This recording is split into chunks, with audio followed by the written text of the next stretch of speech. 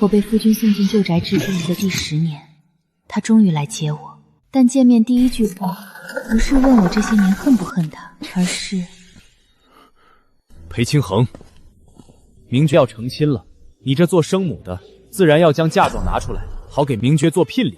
母亲，您虽是父亲的正妻，我的生母，但这10年来都是柳姨娘替您管家操劳，如今侯府安稳，我即将成亲，你拿出嫁妆后便只管享福就是。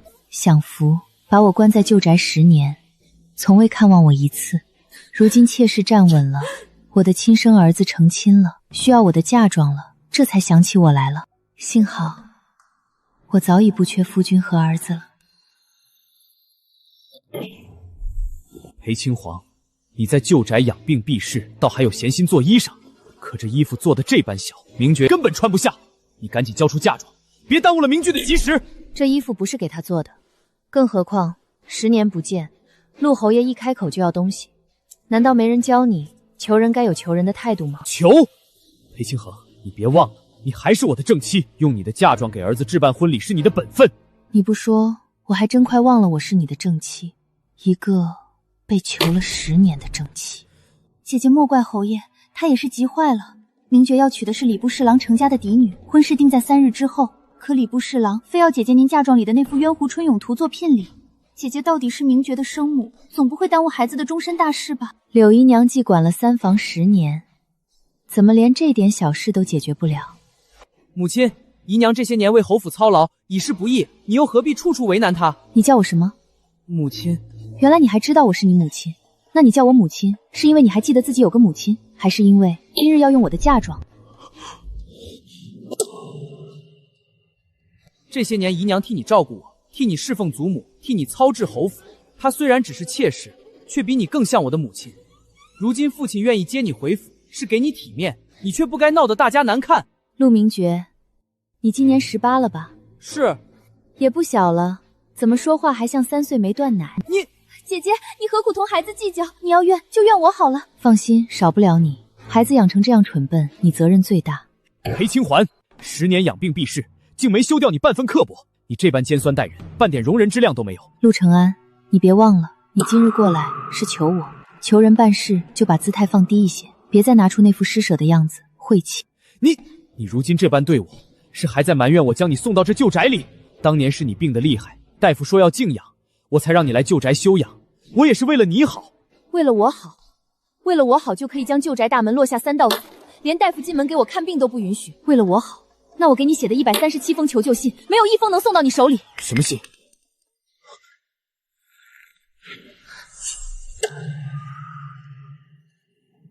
第1年，我问你何时接我回府；第2年，我问明爵为何不来看我；第3年，我病得快死了，求侯府送个大夫来；第4年，我知道没人会来了，便开始记账，要钱、守门婆子的封口钱、送线人的买路钱，还有柳姨娘派人来搜我嫁妆匣子的次数。陆承安，你猜我记了多少？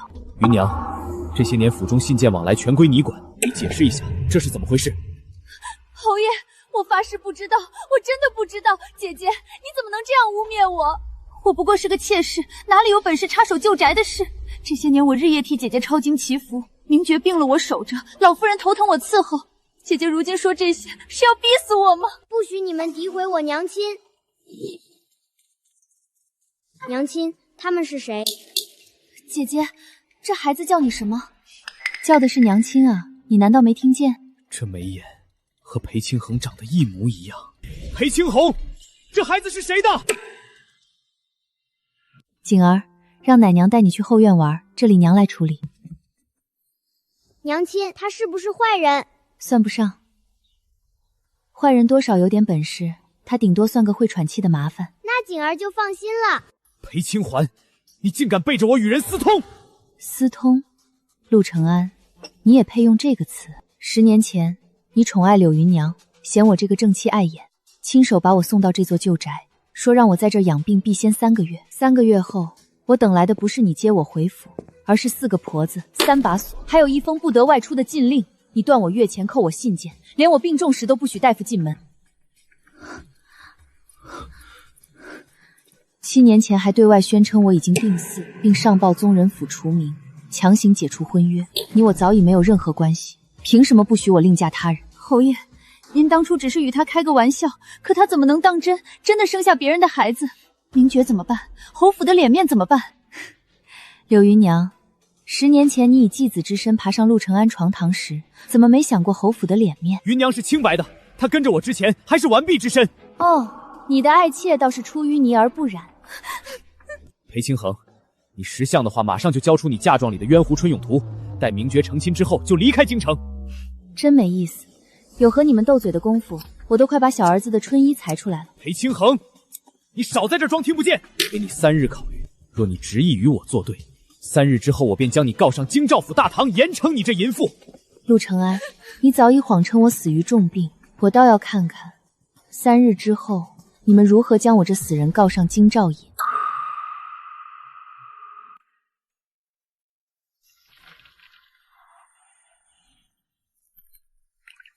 动作麻利点，轻着点放，别碰坏了箱里的东西。陆承安不是要将我告上京兆尹吗？却又如何送来这10年来在他手中我都不曾见过的好东西？夫人，侯爷说了，前些年确有照顾不周的地方，可明觉少爷到底是您的亲生骨肉，他婚事若不成，您面上也不好看。哦，我不已经是个死人了吗？脸面不脸面的跟我又有何关系？回去告诉陆承安，别往旧宅送东西，我这里不收迟来的废物。侯爷他……滚！好嘞。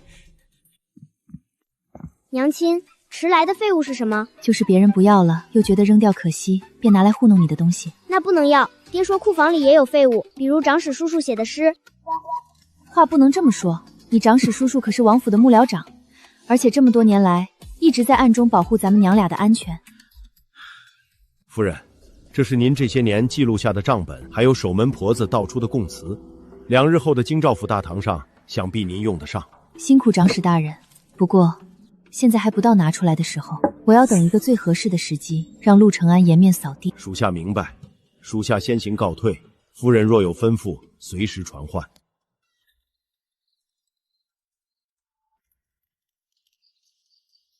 夫人，侯府那边有动作。什么动作？侯府拿不到您的冤狐春永图，柳云娘便伪造了一幅，看来是想急于完成2家的婚事。愚蠢！礼部侍郎可是我朝的重臣，怎会被这种伎俩所欺骗？夫人猜中了，就在刚刚，礼部侍郎已经退了婚书，说婚事暂缓。好一个暂缓，不说退婚，也不说继续，就这样把侯府吊在半空，让陆明觉的婚事一下成了京中笑话。等着吧，陆承安很快就会坐不住，再来旧宅登门拜访。清衡，陆侯爷有事说事。伪造冤狐春永图的事是云娘一时糊涂，她只是太担心明杰的婚事。你们侯府真有意思，犯事的时候叫糊涂，得力的时候叫操劳。柳云娘这10年没白管家，连罪名都能换个好听的。我会罚她，与我无关。但现在条件变了，我要与你一决。你与我虽断了夫妻关系，可却对外声称我死了。今日我便要昭告天下，我裴青红尚在人世，而是你陆承安欺瞒官府，囚妻10载，夺产断信，纵妾乱家。按照大昭律，夫妻恩义已断，可请官府判一决，从此彻底再无瓜葛。你真要做到这一步？这一步不是我走出来的，是你逼出来的。好，既然你执意上告京兆尹，那我也不用再给你留任何情面。明日京兆府大堂之上，我要让你这个淫妇付出代价。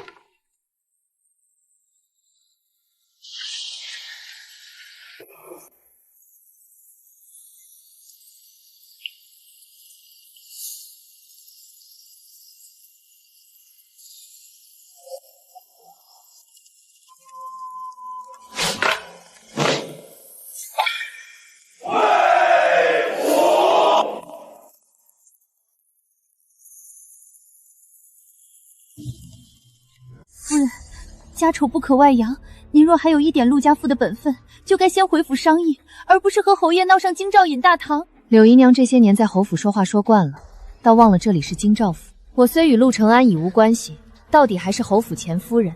你一介妾室，若想训我，不如先问问府印大人肯不肯让你坐堂。堂下肃静。府尹大人，此乃家事，本侯愿意与裴氏私下解决。民妇裴清衡状告我前夫晋安侯陆承安囚妻10年，对外宣称我已病死，并上报宗人府除名，请大人明察。裴清衡，什么？你是7年前意外离世的大昭女首富裴清衡。裴清衡，你疯了！你血口喷人！大人，冤枉啊！进，原告裴氏，你状告靖安侯囚禁于你，可有证据？回大人，民妇的证据全在这里。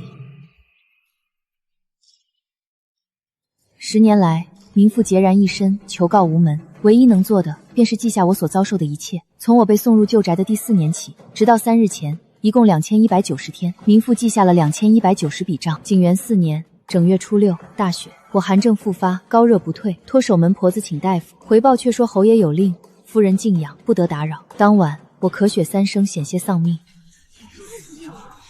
同年8月15，中秋，侯府送来月例，例银从10两减为3两，炭火全无，只剩一篮发霉的陈米。送信小厮说是柳姨娘吩咐，旧宅清苦，不宜奢免。景元5年7月初1，柳姨娘带人闯入旧宅，以为侯爷分忧为名，强行搜检我的嫁妆香笼。我陪嫁的南海明珠与和田暖玉自此不知所踪。你胡说，我没有，你这是污蔑！景元7年腊月20，我幼子怀瑾高热精准，我跪求出门寻医，守门人不开，我以头撞门，血流满面，终无人应。那一夜，我抱着他冰冷的身子，以为我们母子就要死在那间漏风的老房子里了。够了！一派胡言，这东西根本就是你伪造的，一本破账册，谁能证明？大人，明明是这毒妇与人私通，生下野种在先，如今奸情败露，便伪造谎言来污蔑本侯，企图脱罪，其心可诛啊！是啊，大人，姐姐她必然是恨侯爷发现了她的丑事，才这般报复我们，求大人明察。大人明鉴，是否私通，先论名分。这是景元7年宗人府下发的渠名回据，靖安侯当年亲自具奏，宣称民妇中计身亡，将民妇从陆氏宗谱、宗人府命妇名册中一并除名，原婚书按亡妻历注销存档。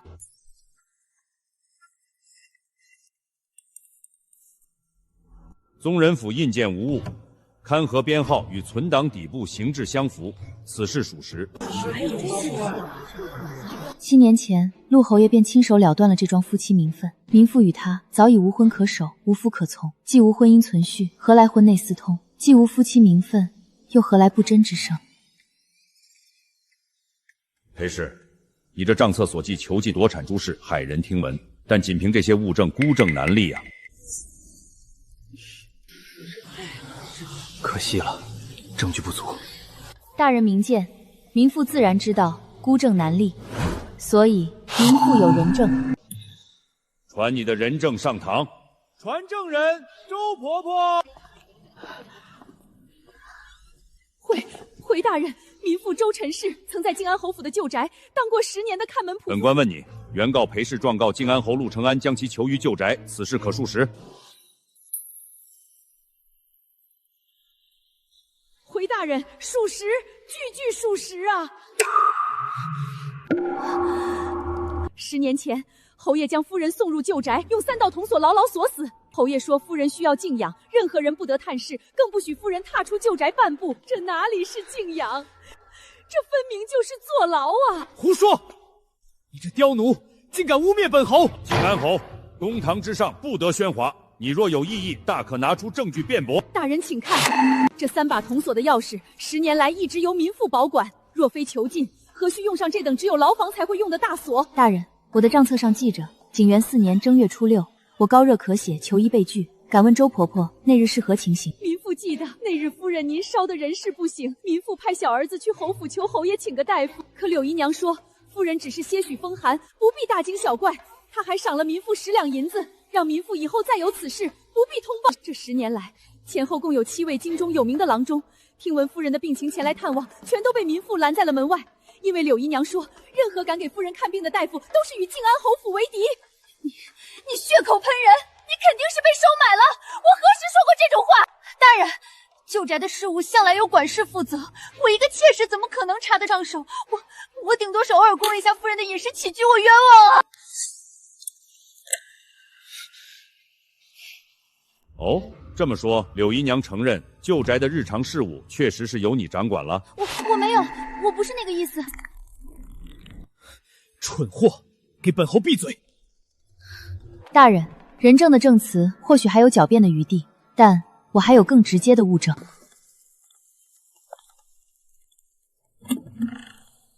这是什么？回大人，这是民妇10年来写给侯爷的137封信的存根。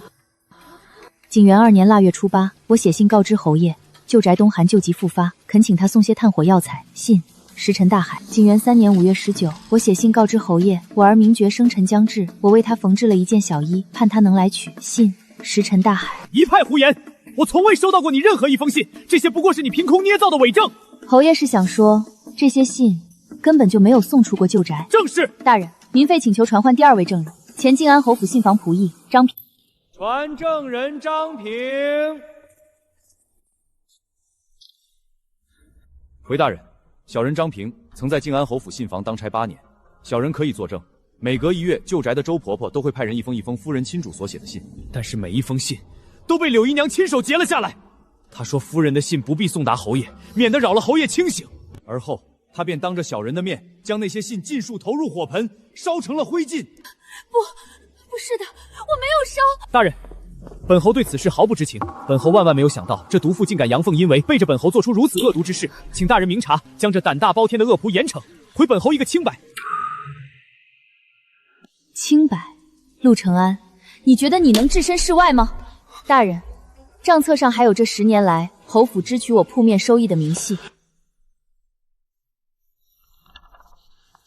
这其中有一大部分都被陆承安拿去填补了侯府的亏空，还有一部分进了柳姨娘的私库，以及被送去了柳家。不是我从没碰过姐姐的嫁妆，是账房自己弄错了。弄错了？你娘家兄长3年前买下西街2间铺子，契属上的银号票据出自我的陪嫁铺。侯府账房怎么弄错，能隔着半个京城错到几10公里外的柳家去？大人，我想起来了，这一切都是柳云娘干的，与我无关啊！柳云娘，你还有什么要说？侯爷问我，当年送姐姐进旧宅，不是您亲手下的令吗？我只是让她静养。静养要封后门，静养要换掉她的陪嫁丫鬟，静养要交代旧宅，不许她私自见外人。你给我住口！肃静！曾经恩爱依偎的人，现在为了自保，开始互相撕咬，这就是妾室上位最可笑的地方。大人，这都是误会。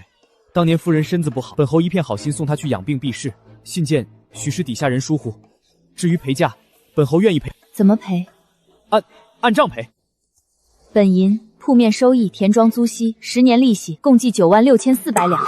府尹大人没有当堂判出结果，涉及侯府，他要请示圣上裁决，案子暂押。96400两，我知道他绝对拿不出来。我要的也不是银子，我要让他明白，我是来收债的。青红，我从前确有错处，可你我夫妻一场，明节也是你生的，难道真要走到恩断义绝？陆承安，隔夜的祭饭只能摆给鬼看，活人不收。9万多两银子，我怎么可能还得上？侯爷，我倒是有个法子。既然姐姐执迷不悟，我们又何必跟她浪费口舌？不如我们主动出击。怎么个主动出击法？那个7岁的小娃娃，不就是姐姐最大的软肋？只要把她抓起来，裴青云就能任凭咱们摆布。好主意，就按你说的做。言端吃子。好娘亲，外面如何了？一切尽在掌握之中。柳云娘派来的几只苍蝇，刚一靠近，我们的人就已经盯上了。主子不必忧心。舆论呢？按您的吩咐，关于靖安侯宠妾灭妻、幽禁发妻10年的风声，已经通过城西的说书人和城南的茶馆散播出去了。私下里风向已然开始偏转。另外，陆承安这些年利用职权做的手脚，证据也已收拢齐全。只要您一声令下，随时可以呈送御史台。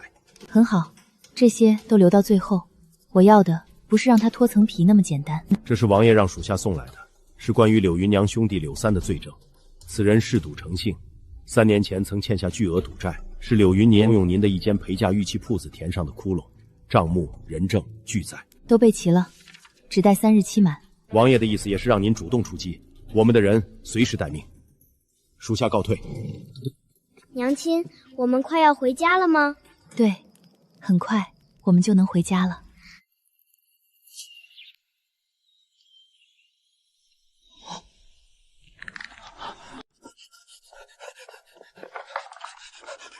夫人，查到了！快说！我们的人看到一辆马车停在后山小路上，那辆马车奢华的不像话，最关键的是车壁上刻着一个徽记，看着倒像是某个王府的标记。王府？开什么玩笑？当朝王爷哪个看得上他那种破鞋？哼，定是哪个暴发户商贾附庸纷雅，私刻了灰机来装点门面。这种人最是色厉内荏，空有几个钱，却毫无根基。小的也是这么想的。这就是铁证，私通商事，秽乱侯府门风，这罪名足够让他死无葬身之地。马上去备车，我要立刻去见侯爷。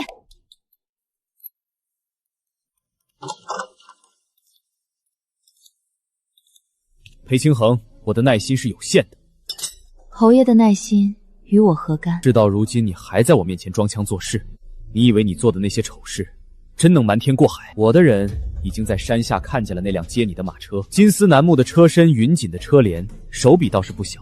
裴清衡，你倒是长进了，被我关在这里10年，还能勾升你的富商权贵。我给你最后一次机会，立刻马上乖乖交出你的嫁妆，然后带着你的野种永远烂在这里，否则明日一早，我不只要上朝参你私通，还要将你那奸夫的身份昭告天下。我要让所有人都看看你是如何不知廉耻，到时候不仅你要被进猪笼，你那个宝贝儿子也会一辈子背着野种的骂名活在阴沟里。陆承安，你是不是觉得自己稳操胜券？我要的不是和平解决，是你身败名裂。我要的不是拿回我的陪嫁，是让你侵吞的连本带利都给我吐出来。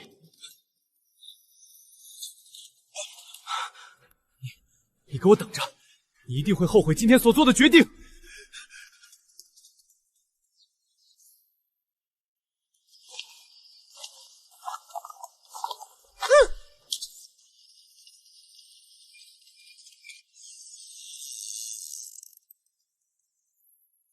你们也是来偷兔子的吗？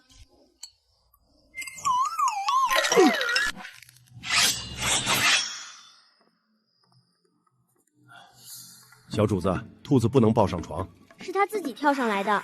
属下会如实禀报主子。那他现在下去了。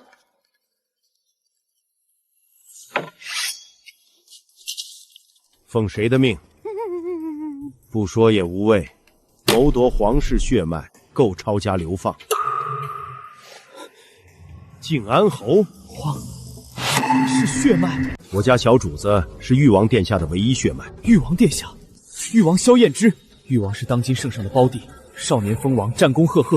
不可能，绝对不可能！誉王殿下何等身份，怎么会看上裴清衡这个弃妇，还跟他生了孩子？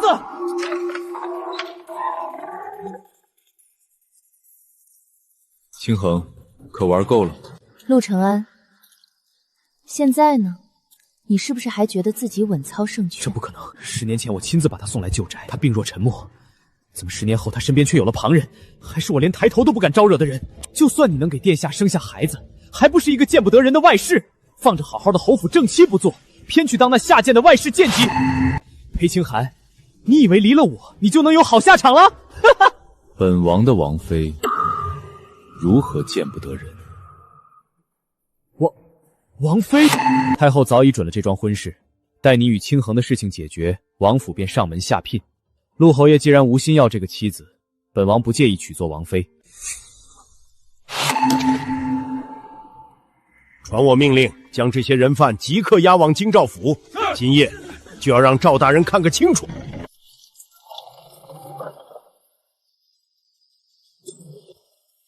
大人，外面来了一队人马，说是誉王府的，有要犯和要案，指明要连夜见您。誉王府，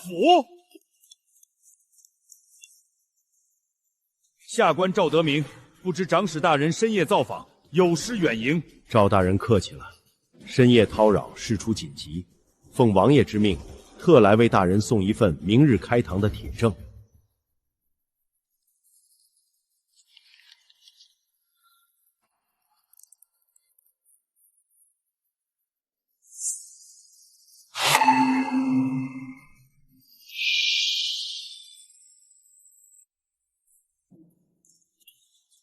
陆承安谋害皇亲，其罪可诛，你可还有辩解之言？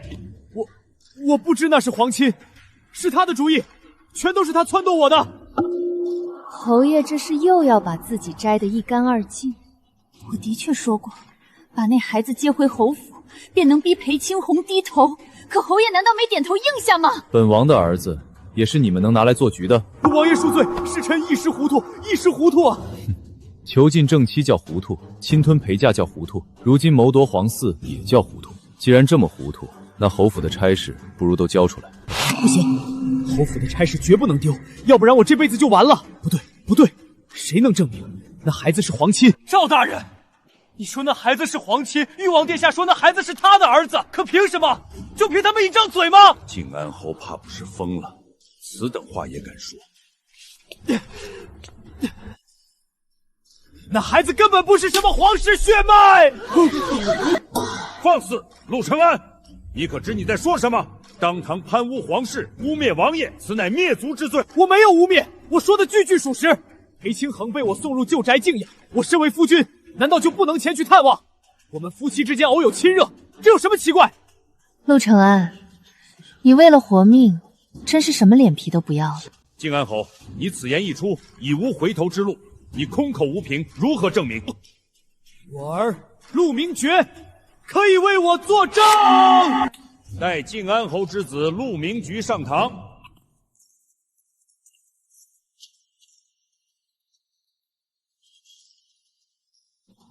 大人，犬子年幼，心中惶恐，可否容我父子在偏堂单独说几句话？准，只给你们1炷香的时间。父亲，您这是做什么？您快起来！我不起来。明仪，为父知道此事让你为难了，可他不是要一个公道，他是要我们整个靖安侯府都给他陪葬啊！可是，父亲，那孩子他是谁的孩子不重要，重要的是，一旦为父认下谋害皇嗣的罪名，你我整个靖安侯府就都完了。谋害皇嗣是灭族的大罪，到时候为父被刀万剐，侯府被抄家夺爵，而你就不再是世子爷，而是罪臣之子。你的婚事和前途都会断绝，永世不得翻身。侯爷，1炷香时间已到。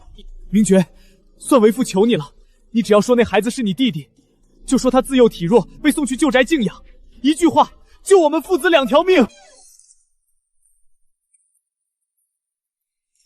陆明瑜，抬起头来回话。本官问你，你父亲陆承安方才所言，那7岁孩儿乃是你同父同母的幼弟，是否属实？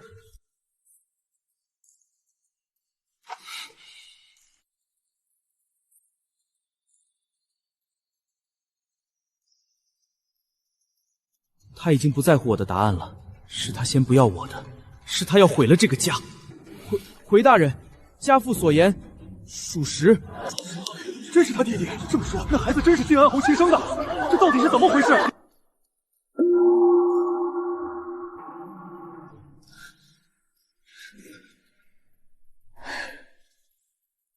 既是你亲弟，为何会被寄养在旧宅10年之久？侯府对外也从未提及。是因为我幼弟他自出生起便体弱多病，家父说需在清静之地寄养，方能平安长大。为不让他被俗事叨扰，才对外隐瞒了消息。也好，从此以后尘归尘，土归土。大人，民妇想亲自问我这好儿子几个问题。准。陆明觉，你既说那孩子是你亲弟，那我问你，他生于哪年哪月哪一日哪个时辰？是景元2年秋天，具体日子我记不清了。记不清了。好，那我再问你，为他接生的稳婆姓甚名谁，家住何方？是王婆子，就住在城南。王婆子，京城里姓王的婆没有1000也有800，你说的是哪一个？罢了，你既说他是你一母同胞的亲弟弟，那你告诉我，他的乳名是什么？一问3不知，这也叫亲哥哥？虎毒不食子！这靖安侯真是无耻至极。你方才说他自幼体弱多病，那我问你，他得的是什么病？是哪位大夫诊治的？药方何在？你作为兄长，10年间可曾去探望过他一次？哪怕一次也好，可曾为他送过1碗汤药、1件寒衣，哪怕只是一块他爱吃的糕点？我没有。大人，我想答案已经很清楚了。不是的，明觉不去探望，是因为怕打扰他弟弟的静养，我们也是为了保护他呀。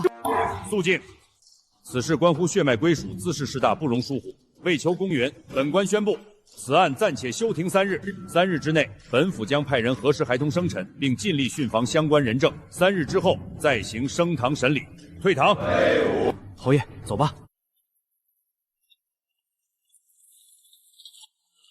靖安侯，可否借一步说话？你是谁？侯爷不必惊慌，我并非你的敌人，恰恰相反，我是来帮你的。我如今已是瓮中之鳖，还有谁会帮我？又有谁敢帮我？侯爷错了，你的对手从来就不是裴清衡，而是他身后的誉王殿下。你与誉王为敌，自然就会有人愿意帮你。当今朝局，太子与誉王分庭抗敌，已是人尽皆知之事。任何能让誉王殿下感到麻烦的事，我们东宫都很有兴趣。东宫，太子的人，你们想怎么帮我？侯爷，想不想让那个孩子名正言顺地成为你的儿子？我们太子爷可以帮你。只要能让裴清衡和誉王身败名裂，我什么都愿意做。我愿为太子殿下当牛做马，万死不辞。很好，侯爷是个聪明人。侯爷，3日时间，要让天下人都相信那个孩子是你的，光靠一张嘴是不够的，我们需要证据，铁一般的证据。可我哪来的证据？你没有，但太子府有。此人名叫王三娘，好赌成性，3年前欠债跑了，我们已经找到他，并说服了他。3天后他会亲自上堂，指证7年前的那个雨夜是你带着他去了城郊的旧宅，为你的裴清衡接生。还有这个，我们找到了7年前的记录，上面清清楚楚地写着靖安侯陆承安为其要子安康捐赠100两，日期正好是那孽种出生的后1日。当然，光有这些还不够，誉王和裴清衡一定会要求滴血验亲。不过侯爷放心，古法验亲不过是清水1碗，只要在水中提前融入少许寻芳，便是父子之血，亦可相容。此事我们已经安排妥当。裴清洪、萧燕之，你们想不到吧？我还有翻盘的机会。3天后，我要让所有人都知道，你裴清皇是个不贞的毒妇，你萧燕之是个仗势欺人的强盗。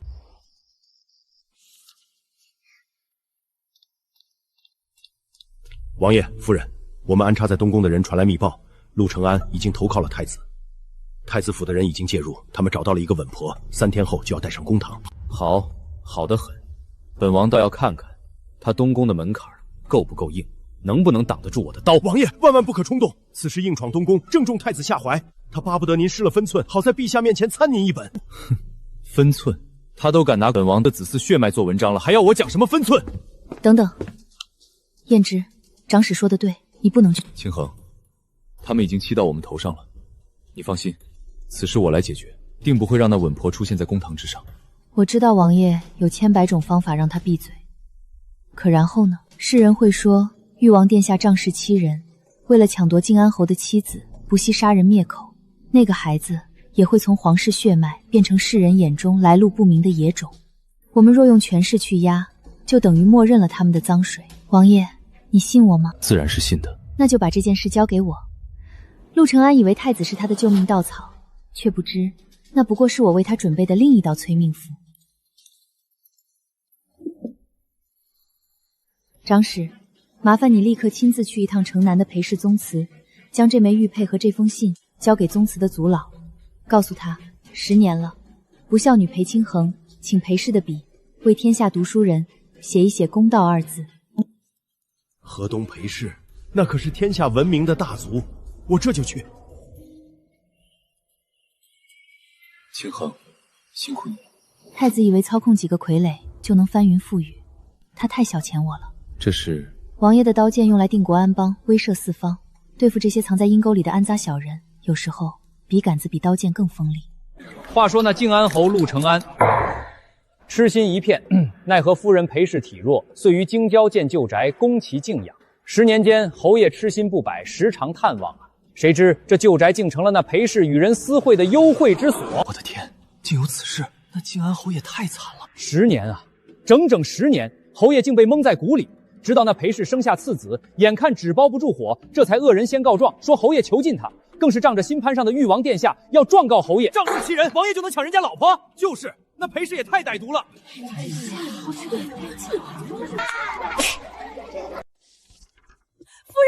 夫人不好了！何事如此慌张？夫人，您快别看了，现在外面全翻天了，全是诋毁您的南通话，还编了评书，画了画，把您画成难堪的样子。还有人去了京兆府，递了什么万民书，要求赵大人把您进猪笼。夫人，您倒是说句话呀！现在满城都在骂您，唾沫星子都能把人淹死，这可如何是好？你觉得是市井的唾骂声大，还是圣贤的书声大？夫人，这都什么时候了？他们想用污言秽语将我淹死，那是他们的伎俩。可这世上总有些东西是脏水泼不进去的。看裴文渊大竹的文章，论夫德与妇道。裴大竹20年不曾发一言，此番定是要痛斥那裴氏不守妇道。妇道之存，依于夫德。夫若不仁，则地动山摇，何以为家？今有靖安侯囚妻10年，不闻不问，此为不仁；宠妾灭妻，颠倒纲常，此为不义；侵吞发妻嫁妆，此为不廉；事发之后，反诬妻子清白，此为不耻。裴大如此言，掷地有声啊！我等此前只听从流言，却忘了追根溯源。是啊，夫不义，则妻可去。靖安侯将发妻囚于旧宅10年，与遗弃有何区别？按照我朝律法，妻子状告丈夫遗弃，本就可判一决。此事与誉王何干？与那孩子是谁的又有何干？关键在于陆承安的夫德已失。废物，一群废物！这怎么会？怎么会？我花了那么大的力气才把裴清衡的名声搞臭，现在倒好，被裴大读的一篇文章就全给毁了。现在满京城的读书人都在讨论你的不是了。先生，何事惊慌？先生，不好了，大牢那边传来消息，狱卒来报被收押的柳云娘。柳云娘突然闹着要求见府尹大人，说有天大的秘密要揭发。一个阶下之囚，穷途末路罢了，能有什么天大的秘密？侯爷，你慌什么？莫非他真扎着你什么把柄？没有，他能知道什么？废物！来人，立刻去京兆府，想办法堵住柳云娘的嘴。用什么方法？是。赵大人，你是不是也觉得我输定了？一个被他陆承安用完就扔的棋子，他现在攀上了太子府的高枝，更是视我为避忌。赵大人，你以为裴清衡那几万两的嫁妆真的都填了侯府日常的亏空吗？你什么意思？侯府是入不敷出，陆承安他心比天高，命比纸薄，他想赚能让他一步登天的泼天富贵。大人可知我朝律法严禁与外藩进行丝绸、茶叶与铁器的私下交易，更遑论是那些没有官府勘核的南洋走私商会。陆承安他用裴清衡嫁妆铺子里的银子偷偷投进了南洋的走私船队，结果呢？3年前他的船队在海上遇到了风暴，血本无归，这才是靖安侯府真正的窟窿，一个永远都填不上的无底洞。他为了堵上这个窟窿，才变本加厉地从裴清魂的嫁妆里抽血。他谁都不爱，他爱的只有他自己。你说的这些可有证据？陆承安生性多疑，他把每一笔与南洋商会的交易都清清楚楚地记在了一本黑漆封闭的密账上，账本就藏在他书房里。那幅松鹤延年图后面的墙壁暗壳里，不只有账本，还有他与南洋商会头目往来的亲笔密信。来人，点齐府衙所有精锐捕快，备好搜查令，即刻随本官前往靖安侯府。大人，3更半夜搜查侯爵府邸，这不合规矩啊！当靖安侯涉嫌通敌叛国之时，最大的规矩就是我朝的律法。快去！走！京兆府奉命办案，搜查靖安侯府。什么人？站住！太子府办事，滚开！我等奉命搜查，任何人不得阻拦。在这里，太子殿下的意志就是法。裕王府，王爷有令，书房里的东西我们要了，谁敢拦，谁就死。住手！保护证物！毁了他！此物王爷要了，你们可以继续依法搜查了。完了，全完了！账本没了，就毁掉人证，立刻派人去城西的安乐巷，把我们安排的那个稳婆处理干净。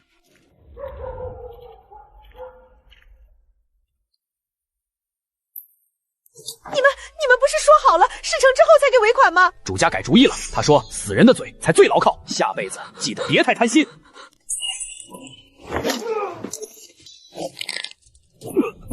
太子府的人想杀你灭口，现在你可以选，是现在就死，还是把你知道的一切写下来，画押作证，换一条活路。我说我全都说，求好汉饶我一条命。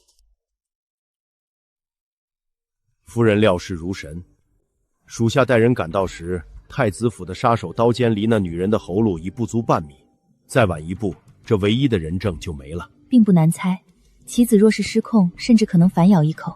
最稳妥的法子，自然是让所有知情的棋子都变成死物，杀人灭口，这是他们的惯用伎俩。只可惜他们算漏了一点，螳螂捕蝉，黄雀在后。王爷，靖安侯府走私的账本，太子府伪造证据的稳婆，人证物证俱在，这次我们可以直接指向太子府了。不必指向任何人，本王只陈述事实，属下明白。备马，本王连夜入宫。何事如此焦急，连夜叩关？皇兄，请看。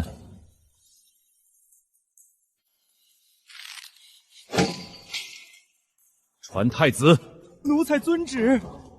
儿臣参见父皇，不知父皇深夜召见，自己看。父皇，儿臣对此事毫不知情，定是有人栽赃陷害。你的意思是，你的亲叔叔会联合一个市井泼妇来陷害你这个太子？为了一个陆承安，你连皇家的颜面都不要了，伪造皇室血脉，这是你能碰的事情吗？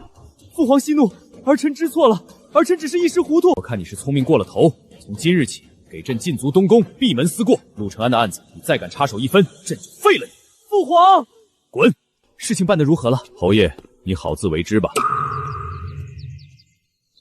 奉京兆府尹之命，捉拿罪臣陆承安。开门！陆承安，你涉嫌谋害皇嗣、侵吞家财、勾结外商走私，罪证确凿，奉命捉拿归案，拿下。带走。等等，让我喝杯酒，就一杯。给你1个时辰。父亲，您这是做什么？我们可以去求母亲，我去求她。闭嘴！求她？我怎么会生出你这么个儿子？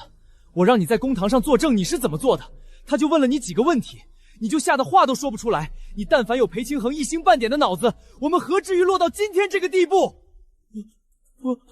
你什么你？你跟你那个娘一样，一个德性。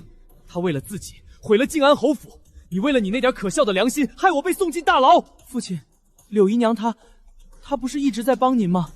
帮我？一个继子，她能帮我什么？若不是看她能替我管着你娘，我早把她休了。你当真以为我对她有意？我做这一切，从一开始为的就不是她，为的是你母亲，是她裴清魂那份富可敌国的罪状。十里红妆金山银山，那本该是我的，可她呢，防我跟防贼一样，把她送进旧宅，就是想磨掉她的傲气。谁知道她竟敢跟了别人，都怪你！你要是能早点让她点头，我们怎么会输？我怎么会输？时辰到了，带走。我错了，母亲，孩儿不孝，孩儿认贼作母，助纣为虐，孩儿错了，求您开开门，看我一眼，打我骂我，求您了。夫人，是大公子，这雨这么大，要不让他进来吧？不必，送把伞让他回去吧。如今陆承安大厦将倾，他才想起我这个母亲想向求情，不过是走投无路罢了。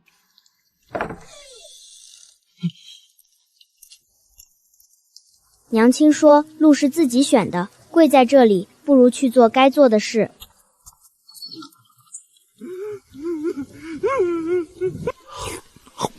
谢谢。哟，这不是陆大公子吗？怎么休庭期间又来替你那好父亲探听消息了？走开，一身安骚，别脏了府衙的门面。陆明觉，你在此发什么疯？本案尚未到终审之日，若再胡搅蛮缠，休怪本官对你不客气。大人，我不是来胡搅蛮缠，我是来击鼓鸣冤，更是来认罪的。带他进来。说，你要鸣何冤，认何罪？我要鸣的是生母裴清红被污蔑之冤，我要认的是自己在公堂之上受父亲陆承安指使，公然作伪证之罪。大人，这是我亲笔写下的悔过书，详述所有经过，并由我的亲笔画押。我陆明杰今日自首，所言句句属实，甘愿承担伪证罪责，只求能还我母亲一个清白。陆明觉，伪证之罪，欺瞒公堂，按我朝律例，当受杖责，甚至下狱。你想清楚了？想清楚了，请大人依法论处。听说了吗？陆家大公子自首了，裴清衡是被诬陷的。可怜那靖安侯一片痴心，竟落得如此下场。说了，正到要紧处呢。各位客官，最新消息，靖安侯府大公子在京兆府擂鼓翻供了，亲口承认是靖安侯逼他做的伪证。什么伪证？那誉王的孩子本不是陆承安的孩子，全是陆承安为脱罪编的谎话。原来如此，我说太子怎么突然被禁足了？我们全被骗了。那陆承安才是罪魁祸首，宠妾灭妻，侵吞嫁妆，还参与走私，太可恶了。诸位，咱们今儿个换一段。话说那裴氏夫人名门出身，智计无双，严惩陆承安，还裴夫人一个公道。欠债还钱，陆承安罪大恶极，必须偿命。不要用刑！诸位乡亲，请静一静。本官赵德明以京兆府尹之名，在此向全城百姓宣布，人证物证据已查实，3日之后5时3刻，本官将对此案进行终审宣判。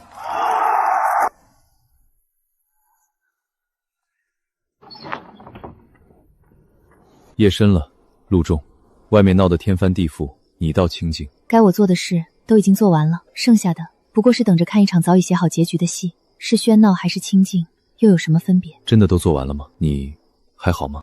燕之，你知道吗？这10年真的很累。我知道你累了。青红，都过去了。明日之后，这世上再无人敢让你和怀瑾受半点委屈。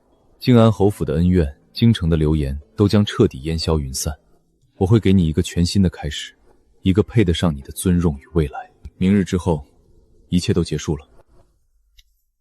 不，我还为陆承案准备了最后一份大礼。戴罪臣陆承安柳氏。陆承安，此物你可认得？其一，此乃你勾结外商，暗行违禁走私贸易之铁证。你挪用发妻嫁妆，填补亏空，可治罪。不是我。其二，伪造人证，诬告皇亲，此乃太子府门下稳破华阳证词，尔等威巴利诱，企图将誉王之子污蔑为你的私生子。陆承安，你藐视皇族，罪加一等，可治罪。是太子府逼我的，是他们逼我做的。其三，唆使陆明觉当堂作伪证，罔顾人伦，此乃你亲生长子陆明杰亲笔签押的悔过书。陆承安，你为一己私欲，竟逼迫亲子为你陪葬，良心何在？天理何存？可治罪。就算这些都是真的，那又如何？走私我认，伪证我也认。可你们呢？谁能证明那孩子就一定是他的种？空口白牙，谁信？那孩子来路不明，你裴清衡就是随便找个孩子陷害我，你萧燕之就仗势欺人，空口无凭。你们说的故事再好听，也只是故事。证据呢？证明那孩子血脉的证据在哪里？那孩子来路不明，裴清衡，你就算赢了判决，你也永远证明不了自己的清白，天下人都会戳着你的脊梁骨骂你。民妇状告陆承安，人证物证俱在。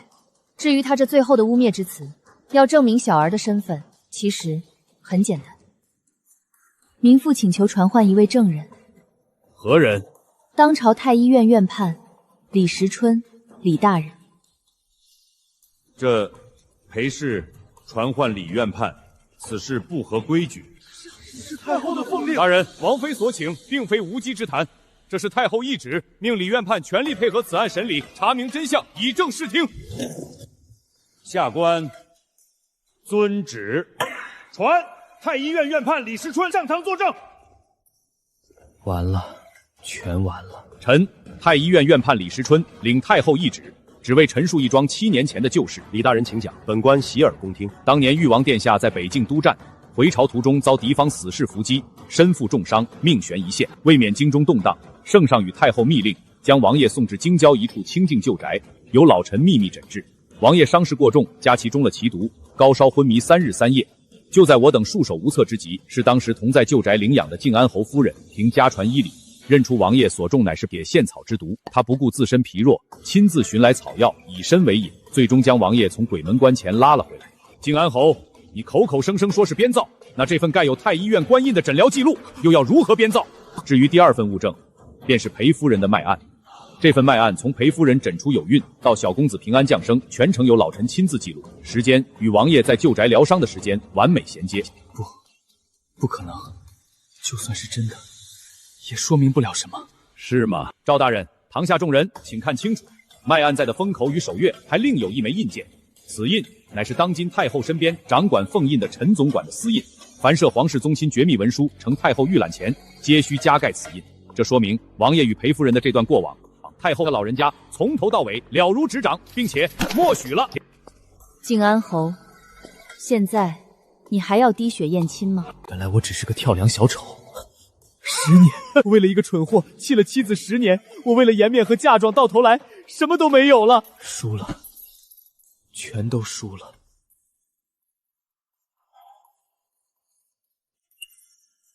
真相大白，罪证确凿。本官宣判。大人，请慢。本王并非干涉审案。王爷，陆承安与柳氏罪大恶极，国法自有公断。本王今日开口，只为一人。陆明觉，伪证之罪，国法难容，此乃其一。然其年少无知，受人蒙蔽，以致黑白颠倒，但最终仍能迷途知返，呈上悔过书，其心尚存清明，此为其二。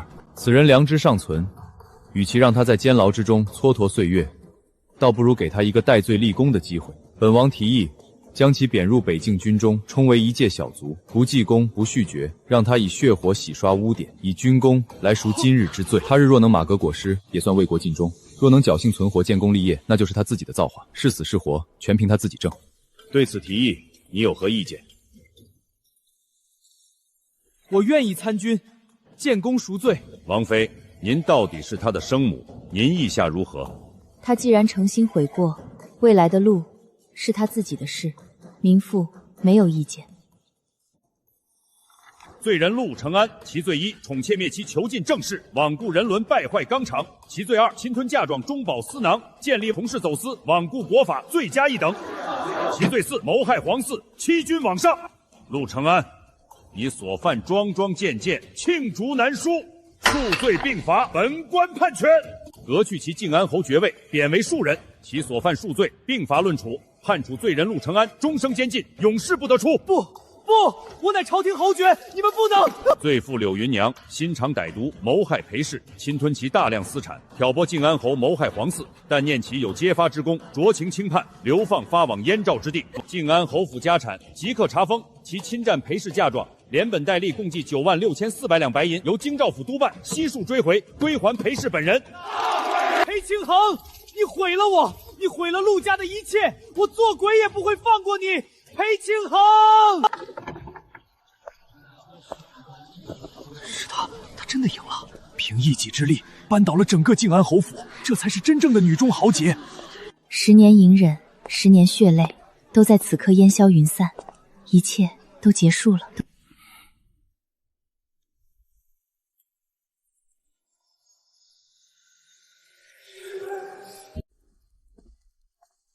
这些年委屈你了，臣妇谢太后成全，不是哀家成全你，是你自己撑到了今日。好，燕之眼光不错。母亲，我今日来是辞行。